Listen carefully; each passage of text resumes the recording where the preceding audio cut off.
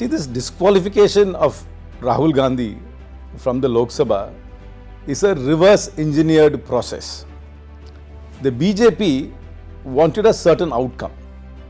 The BJP wants to deny Rahul Gandhi the floor of the House, where he uses to raise uncomfortable questions on the Prime Minister and the BJP. In order to deny him that floor, in order to deny him that platform, they have to disqualify him and prevent him from being a member of parliament. In order to disqualify somebody from being a member of an elected member, from being a member of the Lok Sabha, they need to have a trigger which will cause the disqualification. And the trigger for a disqualification is a 2-year sentence. Never in the history of judicial India has anybody been found guilty for slander and given a 2-year sentence. Never. There has been no legal precedence. There is also 2 components to a case. One is the conviction and second is the sentencing. And there is always a weightage given in the sentencing on the gravity of the offence, whether the offender is a serial offender, whether it has had any social impact, and you take into all those factors. Nothing was taken into factor and the maximum sentence was given, which has no precedence none whatsoever. So the sentence then triggers the disqualification. So in order to achieve the disqualification, they needed a trigger, and the trigger was the sentence. In order to get a sentence, they needed a trial. In order to get a trial, they needed a case. So they went shopping for a case which was dormant, reactivated it after a few years, then fast-tracked it in the last 15 days, got the trigger which would give them the sentence, which would lead to a disqualification, and now which would further lead to an eviction from his house, which he's been living there for 20 years. Because they do not want to answer uncomfortable questions. Questions raised on the floor of the parliament have a certain weightage. They are part of the record forever. They do not want the unanswered questions to be recorded, because they will never be able to answer the uncomfortable questions Mr. Rahul Gandhi is asking of the government and the Prime Minister personally. That is for the Prime Minister, the articulate Prime Minister, to explain. The Prime Minister has many forums. The many questions have been raised to him. If he is uncomfortable in answering the question in a press conference, he can always use the monologue platform which he has every weekend, which he can use to answer these questions. It's really up to the Prime Minister to end this controversy by taking it head on and for explaining it and putting an end to it. But he is refusing to do it, and the silence of the Prime Minister, in fact, continues the questions being raised. See, this is not just an Indian story anymore, because it has got international ramifications if Indian news agencies and Indian investigative agencies don't dwell into it. Because this is now a trans-global corporation which has got financing aspects internationally. There will, like the Hindenburg report, there will be other, not necessarily regulatory agencies alone, but also investigative agencies and also journalistic agencies, which will start looking into it. Now I don't think you can keep a lid on this anymore. This is a story of interest globally, and more people will spend time and energy looking at it very seriously.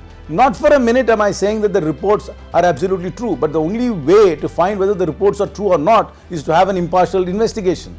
I mean, this government launches investigations and launches agencies on people based on very frivolous hearsay, gossip and innuendo. Here we have very concrete allegations being made, and the government does not want to even to investigate it. I am not for a minute saying that the allegations are true.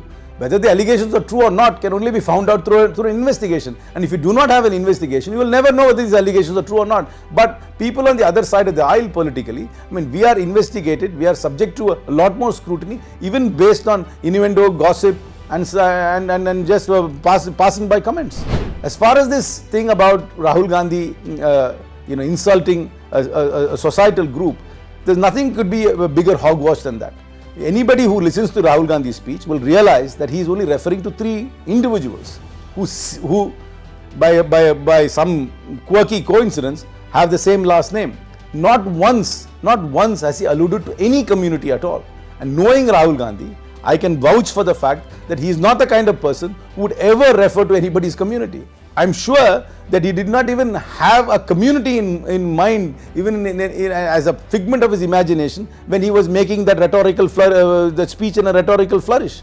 And secondly, nobody ever said that the three names mentioned are actually related to each other. And this proposition that anybody having a certain last name are all part of a same community, that itself is wrong. And I'm sure the 3 names Mr. Rahul Gandhi sort of referred to don't necessarily belong to the same community. I mean, there is no evidence to suggest they all belong to the same community. And so this argument which the BJP is making, that Rahul Gandhi referred to a socio-economic group and he sort of denigrated them, is completely wrong and false. Democracy means the right to speak freely, the right to assemble, right to express your views, right to have a judiciary which is going to be impartial, have a bureaucracy which will operate without fear or favor, have an armed forces which will operate with the fear of favor, have a police force which will operate without fear or favor. There are so many, have a free press. There are so many aspects to a democracy. Somehow to equate the fact that only electoral democracy makes up democracy is wrong. Yes, we have an electoral democracy. I completely understand that there is a government which has been duly elected by a larger number of people than the people the other parties got, but that alone does not make up democracy. You have to understand that every dictator in the world came through the democratic process. Adolf Hitler was elected in 1933 and he handed a coalition government. I mean, Putin gets elected with about 99% of the votes in his favor. So just because you have electoral democracy doesn't mean we have complete democracy.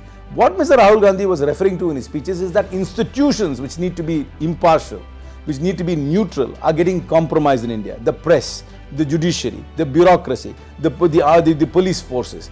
That is where democracy is getting eroded. And the fact that what has happened to Rahul Gandhi in this reverse engineered process only strengthens his argument and does not weaken his argument. Everything which has happened subsequent to his speech is only reinforcing his speech. So this argument that he somehow went and said a falsehood about India and sort of denigrated India is completely wrong. In fact, his argument is only reinforced multiple times about what is happening to him personally and to what is happening generally in India. I don't know whether this is a trigger, but even in war, there are rules in war. In India, people don't mind if you defeat an opponent, but people seriously mind if you humiliate an opponent. And the BJP is now going to pay a price for what they're doing.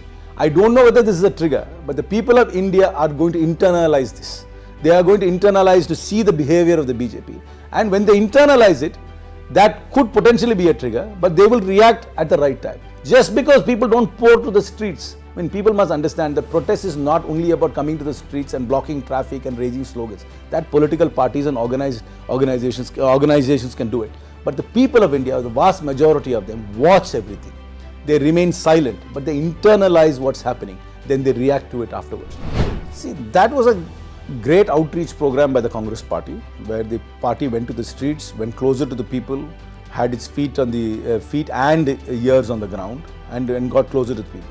Whether that was the one which made them uncomfortable, or the questions he raised in Parliament was making them uncomfortable, or the kind of attention he was getting from the people and the media was making them uncomfortable, I don't know. But the fact is, they are getting uncomfortable.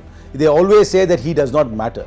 But the kind of energy and resources they deploy to counter him and to puncture his narrative says exactly the contrary. And this whole point of even denying him the floor of the house and doing a reverse engineered process to get him out of the house clearly shows that he matters to their political calculus, and that's exactly why they're reacting like this.